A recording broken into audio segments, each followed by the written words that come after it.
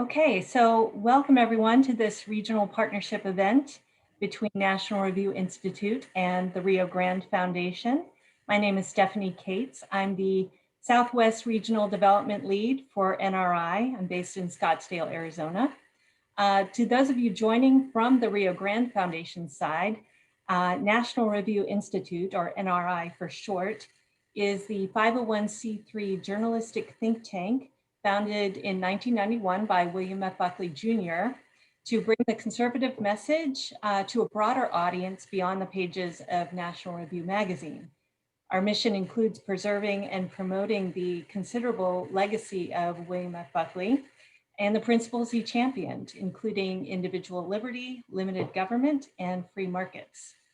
And speaking of free markets, I do want to highlight a new project sponsored by NRI and launched last year, National Review Capital Matters. In a time when capitalism is under attack, not just from the usual leftist sources, but also from corporate America itself, this project aims to defend and celebrate capitalism through daily business and financial news, as well as commentary from a pro-free market perspective, while also exposing the utopian thinking and malignant confusion of socialism. We encourage you to visit the page daily. That's nationalreview.com/capital-matters. And you can listen to our new podcast called Capital Record. NRI frequently joins forces with our friends in the State Policy Network, as we are today with Rio Grande Foundation. And in doing so, we can reach people where they are with the discussion on issues unique to their region. While highlighting the good work of these organizations, NRI brings thought leadership from the major talent of National Review magazine. So we thank you for joining us for today's discussion on the impact of the Biden energy policy. So a little about our speakers before we begin. Kevin Hassett is Senior Advisor for that National Review Capital Matters project. In addition to writing for the section, he connects us with top economists who write for the section and contribute. Kevin is also the Distinguished Visiting Fellow at the Hoover Institution, and he served as Chairman of the President's Council of Economic Advisors beginning in 2017, and later rejoining the White House in spring of 2020 when the pandemic was upon us. Prior to his White House service, Kevin was research director at the American Enterprise Institute for many years. Paul Gessing became the first full-time president of Rio Grande Foundation in March of 2006 and has been a prominent voice for limited government and individual liberties. Prior to joining the foundation, Paul headed up lobbying efforts of the National Taxpayers Union in Washington, D.C. He's published articles in the Wall Street Journal, Washington Post, and other prominent publications. And you also may have seen his work in the aforementioned National Review Capital Matters section on the topic we're discussing today. So for today's call, once we get started, our speakers will have a back and forth on the topic for about 30 minutes. And after that, we'll have an opportunity for Q&A. So if you're joining us online, you're welcome to ask a question in the chat box at the bottom of the screen, and I'll come back in a little bit to moderate that portion of the event. So for now, I'll turn it over to Paul and Kevin.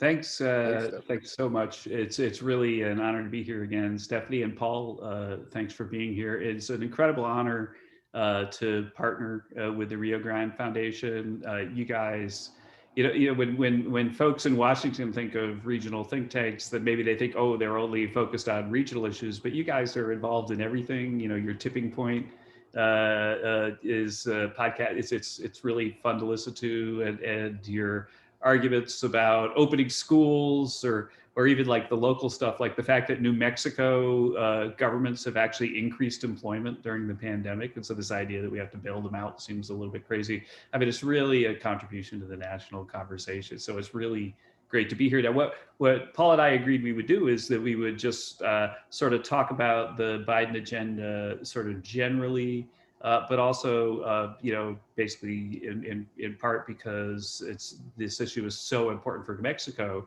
talk about New Mexico quite a bit. And I think, Paul, given your expertise, why don't we start with the New Mexico part and then generalize? I think it's a good place to go. And And so the first question that I think that, look, we were up to quite a few participants. I wonder, people probably don't understand how important the energy economy is to New Mexico. Could you go into like how the the evolution of energy in New Mexico and where we are now in terms of how important it is?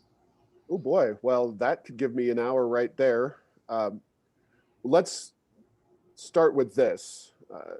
When you talk about federal lands and energy production, New Mexico is at that critical nexus because of 40 to 45% of our state being under federal management. We also are the third leading producer of oil in the entire United States. Texas is number one by far, North Dakota number two, and then New Mexico number three. We're also a relatively sparsely populated state with a little over 2 million people living here. And our budget, partially because of the lack of substantial private sector development outside of oil and gas and outside of the federal installations that exist here, is heavily dependent on oil and gas to the tune of 40% of our state's annual budget in 2019. And of course, in 2020, it was a crazy year for everybody, but a crazy year for oil and gas, where demand was hammered. At one time, we had negative prices for a day, and it slipped to only 33.5% of our state's budget. That's just oil and natural gas. If you ever come to New Mexico, which I don't necessarily recommend right now because our governor's on a bit of a warpath with the COVID lockdowns, but we have sunny days regularly, beautiful weather. So we do have solar. We have the Eastern Plains with wind. Of course, New Mexico really kind of came into its own as a state with the nuclear program. Of course, weapons back in those days at Los Alamos, but also we have plenty of uranium. We have storage facilities in our state. We are your one-stop shop for energy across the United States. I guess the only thing we really don't have is lots of sun equals not much rain, therefore not much hydroelectric. But other than that, New Mexico is just a energy producing dynamo for our nation. And we look at these things from a free market limited government perspective. So we don't like subsidies. We want the market to decide. And the market has decided that oil and natural gas really are the tremendously valuable resources to base consistent, inexpensive energy upon. Uh-huh. So we're going to talk a lot, and I'll go into the paper that we published at Hoover on like the national consequences of the energy policy, but like digging down into like current events, say. So first of all, why is it that the Biden administration specifically has decided that it's just going to keep going through New Mexico politicians until it finds people to run the Interior Department? What is it about, say, the sort of people who are maybe hostile to energy in New Mexico that makes them reasonable candidates for national office? And then past that, what I know there's long-term stuff like banning the internal combustion engine and so on, but what's the short-term issue for New Mexico? Like, is there stuff that can really blow up this year if through executive action and so on? So are there near-term concerns in the energy economy for New Mexico? Yeah, so obviously Joe Biden campaigned on some restrictions on oil and gas and fracking. That was a point of some unclarity, I guess, if you will, in the campaign as to whether he was going to ban fracking outright or maybe on federal lands. Of course, he did impose a moratorium on leasing on federal lands, which is a huge deal for New Mexico. About half of our production as a state comes from those federal lands. So when you talk about a budget, that's 40 to 33% oil and gas, lop that in half, and that's what we have potentially at stake. So that's a very critical issue for us right there. Not to derail you, but I have like a point of information about this, that Sure. like how long do leases last? And so like, are there actually like places that are producing that are going to get shut down because they have to renew their lease and they won't be able to because of this ruling? Well, there, I am not a true expert in all aspects of leasing. It's a pretty complicated issue, but what I understand from talking to people in the industry is that there's leases, and the oil and gas companies, they're run by professionals who understand political risk. And in the waning days of the Trump administration, they were snapping up leases to a great extent. So there are leases sitting out there, but on the flip side of that, you don't just sign a lease like you do for your apartment or a house or a car and kind of forget it. It's an ongoing process.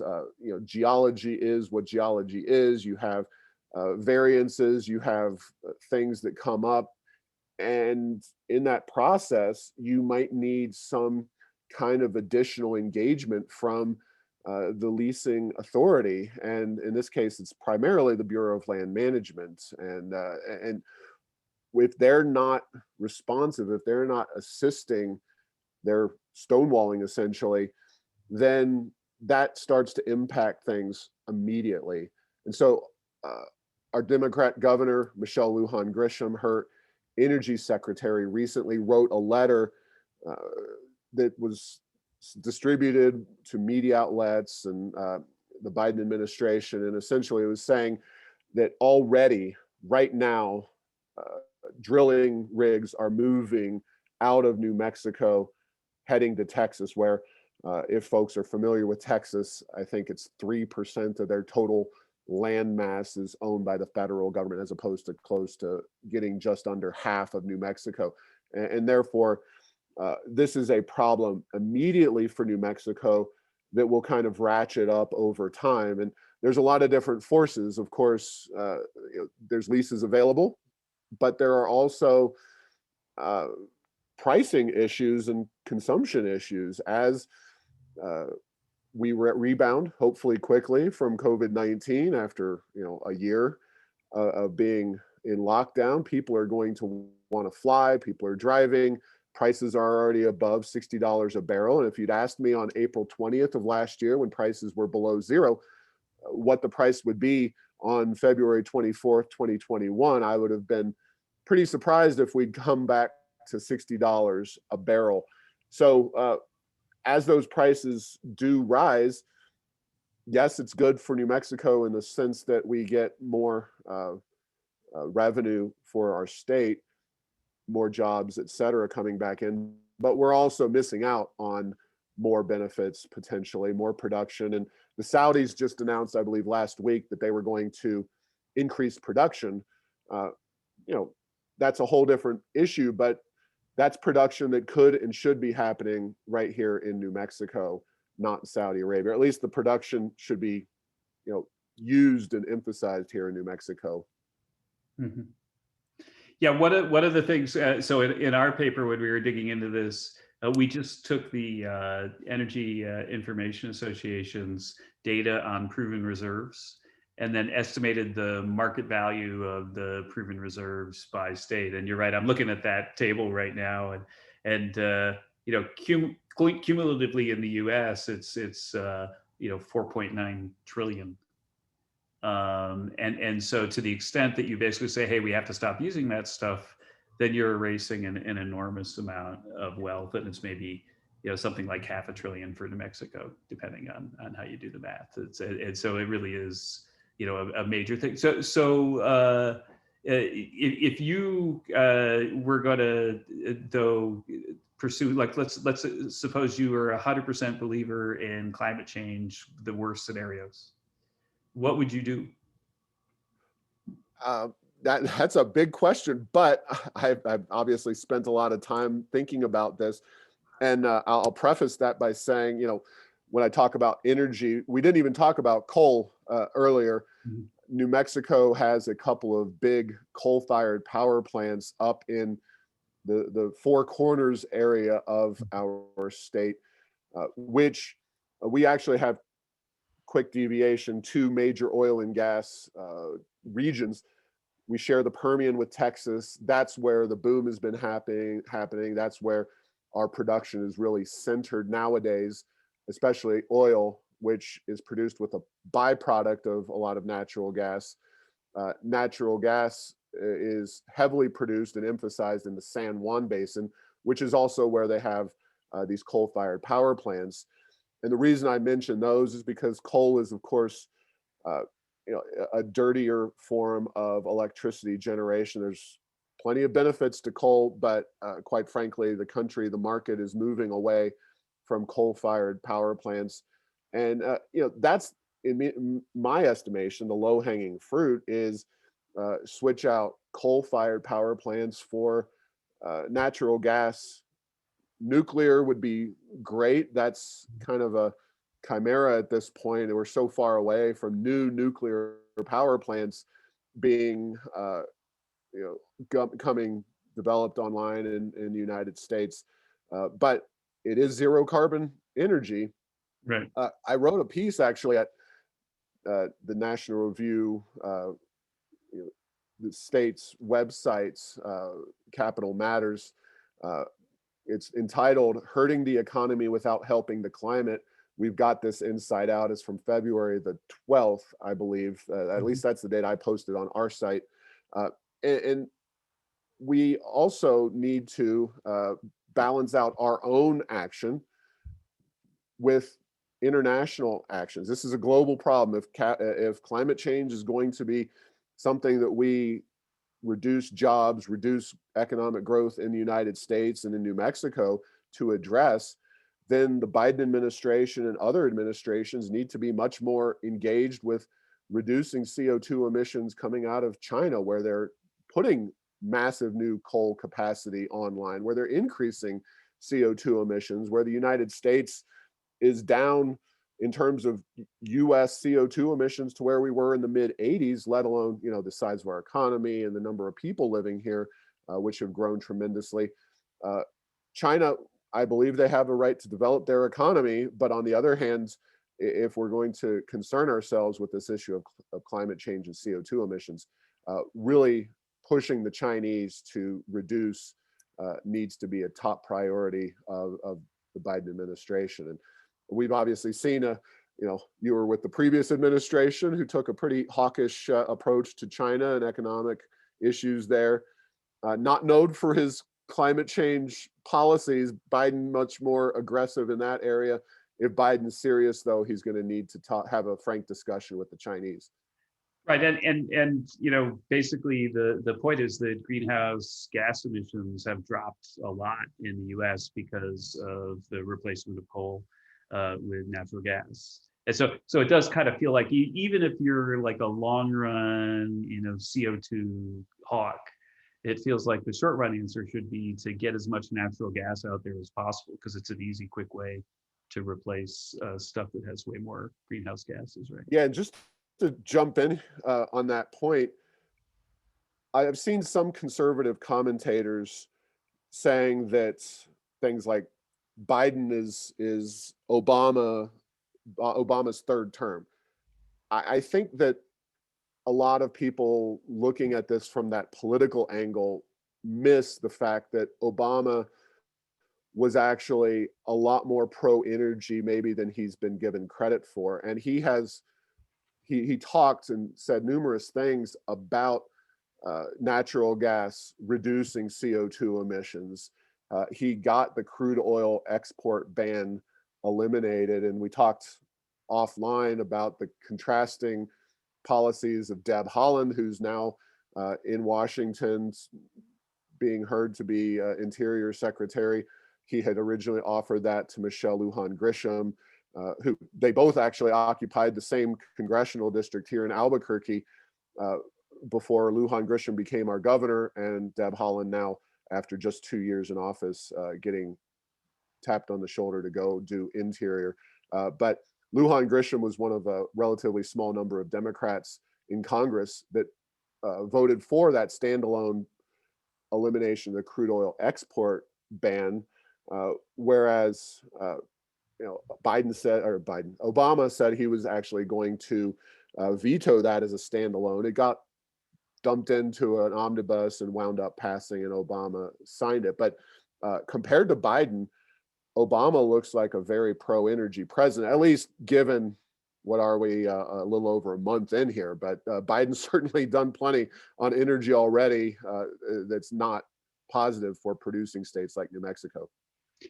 Yeah, that goes back to it's a reasonable segue before we open up for questions to the work that Casey Mulligan and Tim Fitzgerald and Cody Callan and I did at Hoover, where in October we did a very deep dive economic analysis of the Biden plan, and the energy plan that he actually ran on. It's stunning how dramatic the changes are. We wrote quite a bit about this at Capital Matters. If you go back and look at October, I'm sure we can find the pieces relatively quickly for you too, if you shoot us a note. But the issue is just that, like, as an example, that if you're doing away with, or let's just say you're requiring really high fuel economy standards. That's one of them. Like some say above 80, and so therefore, like, the only car in the U.S. that really does that right now is a Prius, probably. And so with really high fuel economy standards, then what you, like, in practice are doing is moving energy consumption from gasoline to the grid, right? Because the people go home, they plug the thing in. And transportation is a major consumer of energy in the U.S. Like probably about half is just spent moving stuff around. And so therefore, power generation in the U.S. has to increase by 25% if we move the miles to electric cars. Now, maybe we're going to do that. Maybe that has climate benefits, but 25%, that's how much power generation in the U.S. has increased since 1979. And to put it in perspective, right? So there's a heck of a lot of new plants out there. And if we do what we did since 1979, all of a sudden you could imagine that would be pretty costly. But at the same time, they want to take offline all the fossil fuels and go to zero carbon emissions. And if you take offline all the fossil fuels, well, about 75% of fossil fuel of generation in the US, 75%, it depends, went down in Texas a lot for renewable recently, right? But say about 75% of energy is generated in the US with fossil fuels. And so what that means is that if you're going to move to electric cars and get rid of fossil fuels in energy generation, then you've basically taken the entire US grid offline, or you've got to reboot the entire grid. And we go through a lot of careful estimates of what that does to, like, productivity in the economy, and it's astonishing. But it's just saying that's how big it is. It's astonishing how massive the effects are. But the proposals go way beyond that. There's stuff like ANWR, which we all know about, methane limits that they're restoring the limits on. It's very costly to deal with. Then going to net zero, there's reparations. He's proposed reparations for previous polluting. I don't even know if you've noticed that, but if you've emitted, I guess you and I emit CO2 every time we breathe out, so maybe we have to pay reparations for that too. Then he wants to spend $400 billion on clean energy research. And I think it would be great if we got cleaner energy or something, but the government hasn't really proven that it's very good at funding research right now, although it did fund a lot of research at the Wuhan Institute of Virology. Maybe we can call that a success. I don't know. And then we want to rejoin the Paris Agreement. I think that's kind of like a de minimis thing, because anyway, the one thing it does is let China off the hook. But then they have this massive retrofitting of buildings. I don't know if you remember looking at that. But they basically want to make all the energies, it's like in the Green New Deal, make all the buildings super energy efficient in a way that would basically take like a third of the workforce in the US and put them to work putting insulation in. And so the energy dreams of the Biden administration, at least that they ran on when they were trying to get the AOC voter to be enthusiastic about them, were astonishingly vivid and extreme. Right. But it sounds like, though, that I'll go back to you now, Paul, then let you sort of say whatever you want. But it sounds like that the immediate thing is going to be federal lands and pipelines, kind of stuff that they can sort of stop right away. And the rest of it probably would require legislation that's never going to happen or something. Yeah, that's the big issue facing New Mexico right now, vis-a-vis the federal government and the administration in Washington. I could take you all on a voyage. You talked about, the coal and eliminating that. We had a bill, while I praise our governor relative to Deb Haaland, potentially at Interior, uh, she did in her first year in office get the legislature to pass something called the Energy Transition Act, which many actually called the New Mexico Green New Deal, because the long and short of it is that instead of doing my preferred route of natural gas replacing maybe nuclear, maybe even some renewables replacing the coal-fired infrastructure in New Mexico for electricity generation, we are now on a path to zero CO2 emissions electricity generation, not including nuclear. Nuclear is not a part of that. This is straight up renewables and batteries. And of course, batteries have their own, lithium mining and the whole problem there. So there's a number of issues with that. And that's not including the push.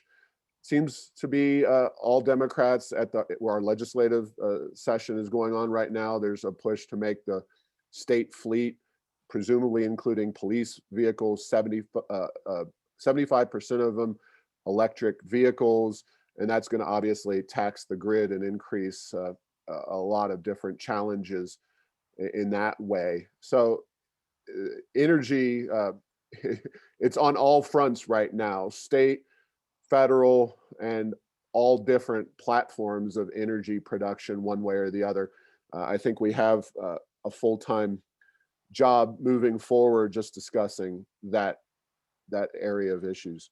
So is it the governor's view that you're going to continue to be a producer, but you're not going to consume it in your state, so that like you'll make natural gas and continue to get tax revenue from that, but you'll let other people burn it? I think that's her strategy, basically. Yes, she would like to produce and sell oil and gas as a means of propping up our state economy, while reducing as much as possible CO2 emissions and traditional energy production within the actual borders of New Mexico. A year and a half ago, she got headlines in the New York Times and other major outlets. She had proposed California style. California's got some very high MPG rules that they're working on. The governor said, we're going to do this in New Mexico, and made a very splashy day or two of headlines for herself in media outlets across the country, saying, I think it was 52 miles to the gallon, and it was supposed to come into play like January of 2022. So not far away at all. That kind of went down the memory hole. It's not that she's completely leaving vehicle mileage issues and electrification of the fleet alone, but yeah, I think she really likes the idea of the money flowing into New Mexico and propping up 40 to 30% of the state budget. But she also has to placate the environmental groups that fund her and support her. So she is in a very difficult spot, our governor, whereas Haaland at Interior, Haaland was just in Congress. She's never been responsible for that kind of state budget.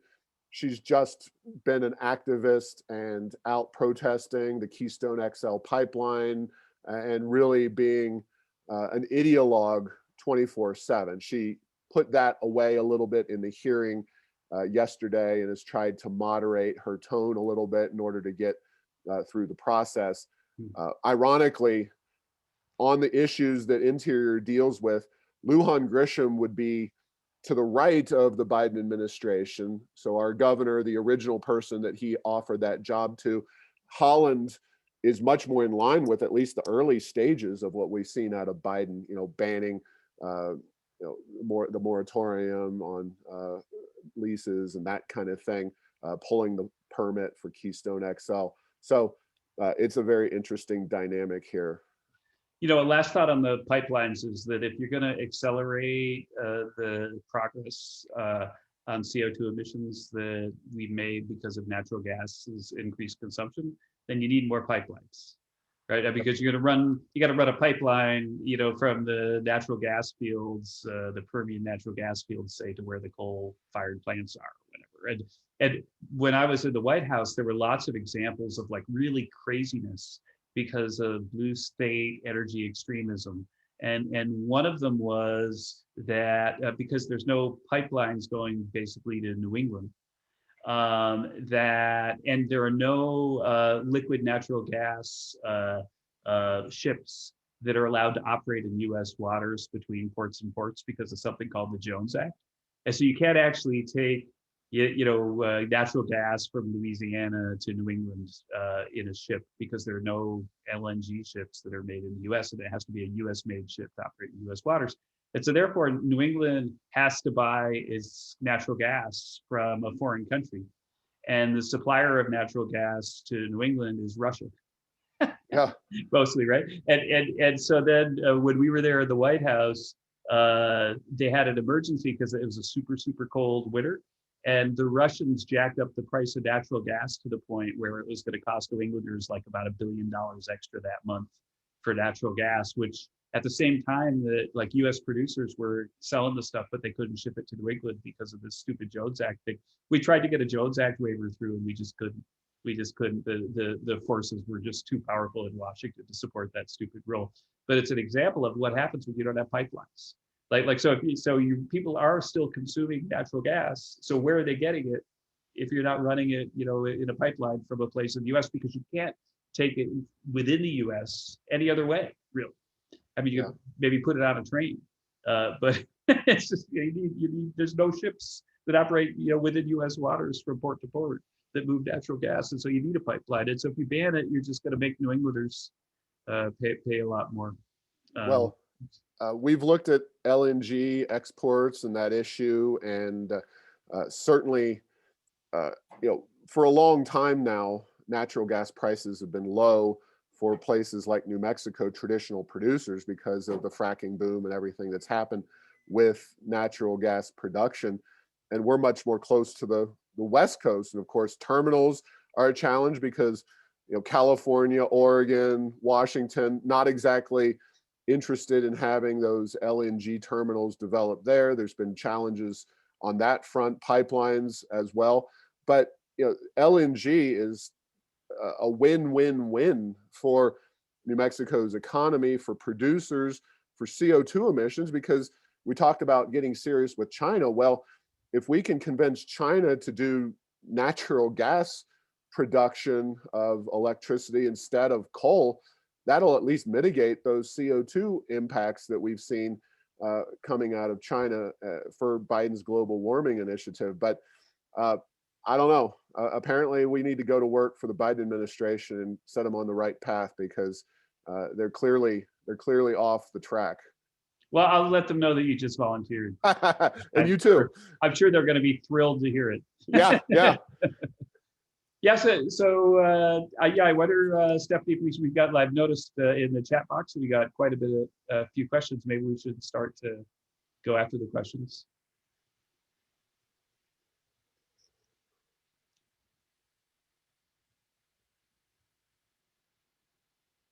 Stephanie, you need to unmute. Yeah. Yeah. That is the classic. Just don't get that cat in front of your screen and put it in front of your face. The cat person. Right. The cat filter. Okay, well, actually, we have a question from Andrew Stutterford, who is the editor of National Review Capital Matters. He asks about New Mexico being a blue state, and how much pushback, if any, do you think voters will have to the Biden approach? Do they understand how important this energy policy is to your state? Well, thanks to Andrew for that question. And, New Mexico has been a blue state for a very long time.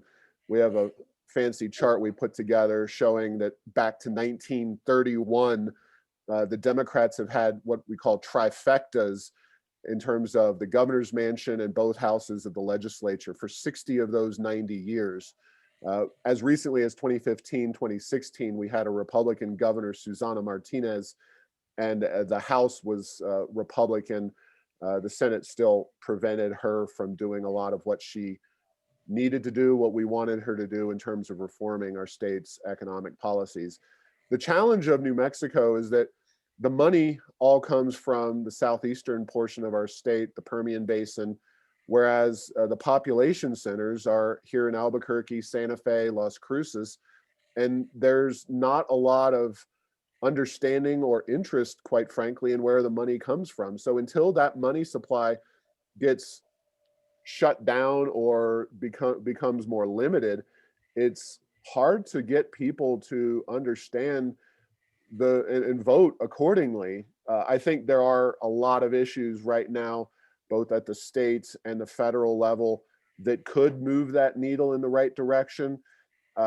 With all respect due, Kevin's former boss, President Trump was an excellent get out the vote machine for Democratic voters. He got plenty of Republicans out, but the liberal turnout in the last election in just 2020 here in November was epic in New Mexico, and just really those people got out in a big way. And it's a challenge that we face, that the money doesn't come with the votes to kind of direct the policy. So I think we'll move back to the right in 2022. Our governor and the House are up, and we've got an opportunity. Of course, we're going to have a special election for Deb Haaland's congressional seat right here in CD1 here in Albuquerque, which, Heather Wilson was a Republican who held that seat, a very moderate Republican representative for several years, but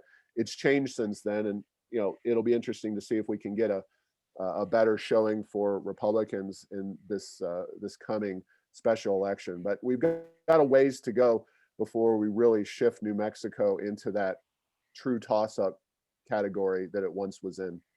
The one thing I would say is that if you want to drive the point home, so let's just assume, or if I could imagine if I were, far left radical, then one of the things I would notice, and this goes back to like Greta Thunberg's anger, right? Like so that there are all these people who's talk a good game, say on climate change, but then they never really want to do anything because they want the money, right? And so that's clearly what's going on in New Mexico.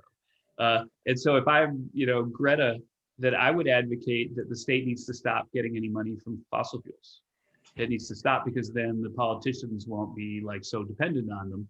But the point is just that I was doing math in my head, and it's probably off by, at most a factor of 2. But I think that you would basically need something like a 7% sales tax in New Mexico to replace the revenue you get from fossil fuels. And so imagine if you said, hey, you know what, let's have a 7% sales tax, and then we won't be dependent on revenue from fossil fuels anymore. And so therefore our politicians can embrace the Green New Deal for New Mexico. Imagine how popular that 7% sales tax would be. Yeah, no doubt about it. There have been at least people on the left willing to discuss that issue publicly. It's not something that they completely back away from. And just as an aside, that special election coming up, there's a sitting state senator named Antoinette Cedillo Lopez, who is probably the leading Democrat for that seat. She narrowly lost to Deb Haaland in the last primary when Haaland managed to win that seat. But Cedillo Lopez has introduced for a few sessions in a row now a outright fracking ban in the legislature, and it moved in its first committee, so it got passed out of its committee. So it's still a live piece of legislation, and surprisingly, there are a certain number of folks here on the Democrat side who are at least willing to toy with those issues, even if they don't have an actual solution economically for the devastation that would happen to the state budget. But what I think you guys should do, and this is the kind of thing that Rio Grande Foundation does so well, is just assume there's a ban on fracking, set the revenue from fracking to 0, which is pretty much all natural gas revenue, probably just about in New Mexico, and then estimate the tax hike required to replace that. because that's what the real trade-off is, right, for people of the state. And anyway, I think it's one thing to talk about it, but it's another thing to do it. And my guess is that if they started to look at the math, then maybe they'd do it anyway, in which case I think the voters would be pretty upset. So Heidi wants to ask about whether environmental policy and energy policy, whether we'll see more of that being driven by denying permits, executive orders, rather than getting legislation passed, because legislation takes more effort. Well, I could talk about Washington a little bit, yeah, but I mean, that's pretty much what they're going to have to do. Is they're going to have to issue executive orders and use regulation and so on. But don't underestimate how much action can happen from that. And so if the EPA gets super aggressive regulating greenhouse gases, for example, which is something that's I think we can count on. That you go back and look during the Obama administration, which I think Paul was correct when he said that they were much more closer to neutral compared to these guys. But the Obama administration, their clean power plan, they in order to pass a reg like that, even like within the executive branch, it has to pass a cost benefit test, and they kind of jury rigged the cost benefit test. They for the costs, they included the costs to the U.S., but for the benefits, they basically came up with a number that was a benefit for like everybody on Earth, including like, so if there's some island in the Pacific that's not underwater, in their theory, then that's a benefit too. Now, granted, I don't want islands around the world to be underwater, but it feels like the cost benefit standard for the U.S. federal government is about costs and benefits for American citizens.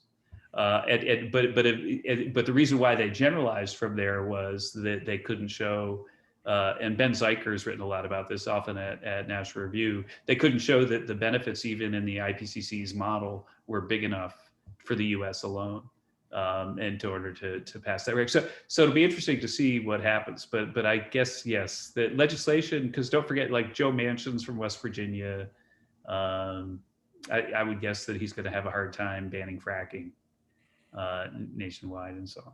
I would just add that, yeah, I agree. The legislative process, at least right now, is not going to support the kinds of policies that we've seen done by executive orders.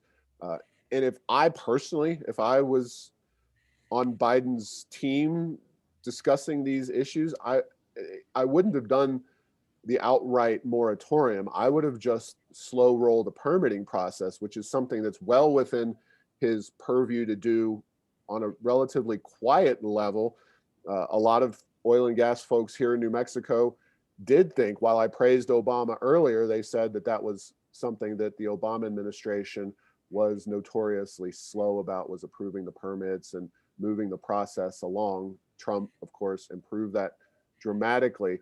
He could have done that without a lawsuit. There's a lawsuit by a group called Western Resource Advocates, Kathleen Scamma, her organization based out here in the West, and they've already filed a suit against the Biden administration's outright moratorium. So it'll be interesting to see how long this policy is maintained, if this is a permanent thing for 4 years, or Kamala Harris, and if we keep going, that's when the pain will really ratchet up for New Mexico. And again, the irony will be that when we look at the numbers, we'll find that the progress that we've made over recent years, because we've been moving towards natural gas and away from coal, so that we've reduced emissions, that I bet you that reverses. And so while they're posing for the camera and talking about how virtuous they are, they're pursuing policies that, if you think about them, are going to make the problem that they say they care about worse.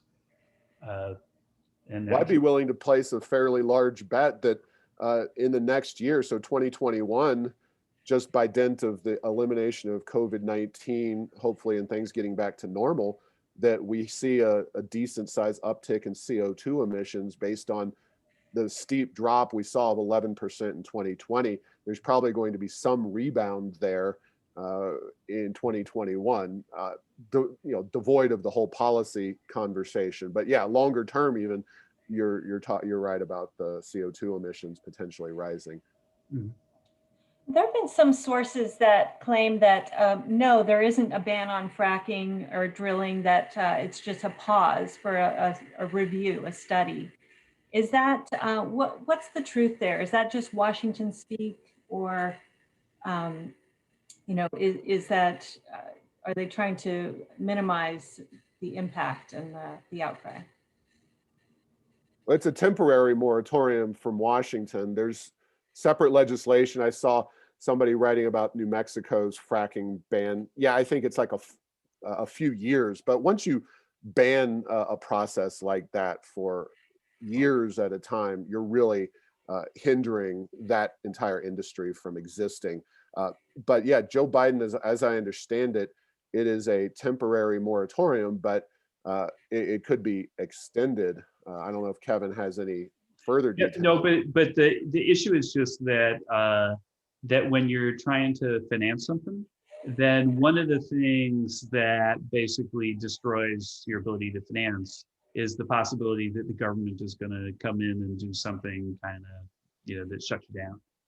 And so if you look at the payback period for these large capital investments, that if the government were going to potentially shut them down 2 or 3 years ago, then capital is going to dry up. There are a lot of cases, and I gotta say, like just out of like respect for the intellectual caliber of some of the guys on the Obama team, they completely understood this. They completely, like, so if you go around saber rattling, then you can have a really big effect on activity, even if you don't really do anything other than saber rattle. And so my guess is that we'll see a collapse in exploration because of this, because you got to finance it. It's got a big payback period if you're actually going to putting in a well, and why would you finance that if they might ban fracking a year from now? There have been a couple of questions on just the feasibility of moving to electricity.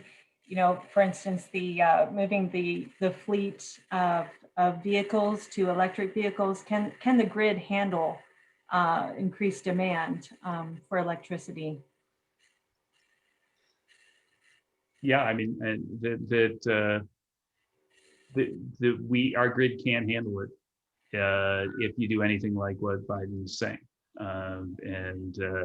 There's a massive amount of energy used moving stuff around every day, and to move it to electric cars is completely impossible right now. And again, the scale of what they're talking about is something that we were able to accomplish. So assuming that they don't ban fossil fuels for power generation, then the increase in generation required from the grid is about the same as we've accomplished in the US nationwide since 1979.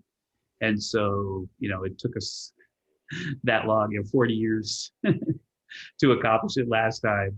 And then if you try to do it, in a quarter of the time, you're still looking at, just massive rebuilding of the grid that's going to cost, ratepayers just an enormous amount of money.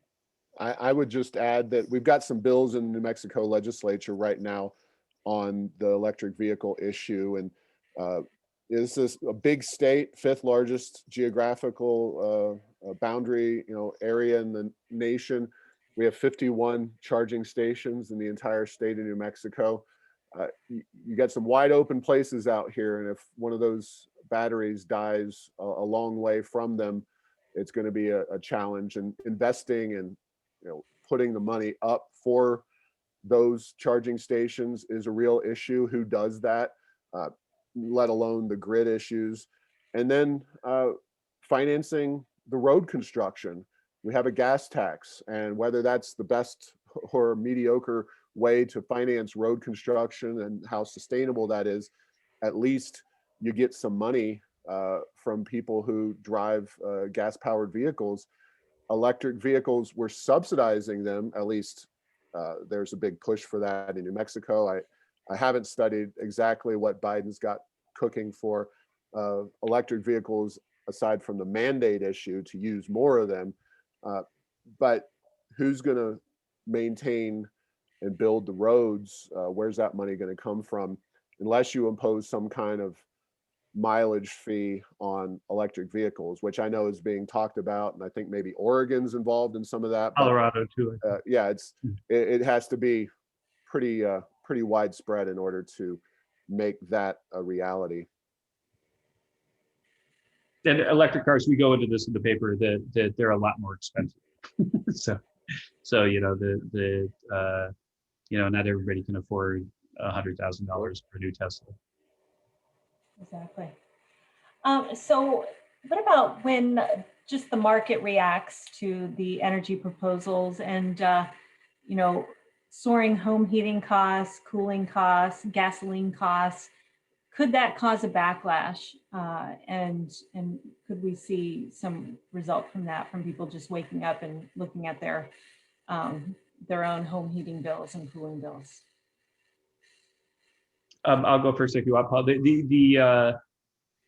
Basically, the one of the things that's interesting about the U.S. energy market is that a lot of it is really regional, and so there's a lot of regional variation in the prices of things. It's very palpable for electricity consumers in Texas right now, but like you see it with gasoline, you see it with heating oil, you see it with natural gas, and so what's going to happen is that places that are dependent on things, so suppose you ban fracking in New Mexico, that'll have ripple effects, which I'd have to trace out. I don't know them. Maybe Paul knows them for New Mexico, but it's a problem that we worked on almost every day. I'd say the whole time I was at the White House, because of the following: if there's a disruption in oil production and natural gas production, refineries basically are designed to refine the oil kind of from a particular place a lot of times. And so if you have like a really heavy sour oil, to put it in perspective, about half the byproduct is asphalt, which is, asphalt is, what asphalt is, of course. But if you have really light, sweet oil, then about half the byproduct is kerosene. And so you can imagine, like, the place that's got byproduct of kerosene is going to look a lot different from the place that's got byproduct of asphalt. Well, so the thing is just that, like, suppose that New Mexico suddenly, like, they go offline or even can't grow with the economy. Then there's going to be specific refineries that are impacted by that are going to have a hard time necessarily replacing it, because there'll be, and the first application of this for me in my White House time was Venezuelan oil. So it turns out that Venezuelan oil was really important was more than for gasoline prices in the southeastern United States. And if Venezuelan oil is turned upside down, or if it stops, then the gasoline price just skyrockets. Like, the estimates we were getting were in the dollars per gallon. And so I think that kind of disruption, I'd be surprised if we go 4 years without a number of those. My belief is that the outrage is going to have to come from the production side, not the demand side. We have enough oil production thanks to the fracking technology and the abundance of private lands that are being drilled and produced upon, that if New Mexico were to just take all New Mexico federal lands offline, nationwide, it's not going to be as big of an impact on prices overall. It's not going to be something you can point to and say, that's the reason that prices have increased. You'll see a shift towards Texas and the Permian and other lands and other places to get oil. I don't think we're in a area, in a market right now where we'll see massive price upticks. Although we've seen, certainly pricing has increased, but I think part of that, at least, is just demand as COVID recedes, but also what happened in Texas with the refineries. I think the refinery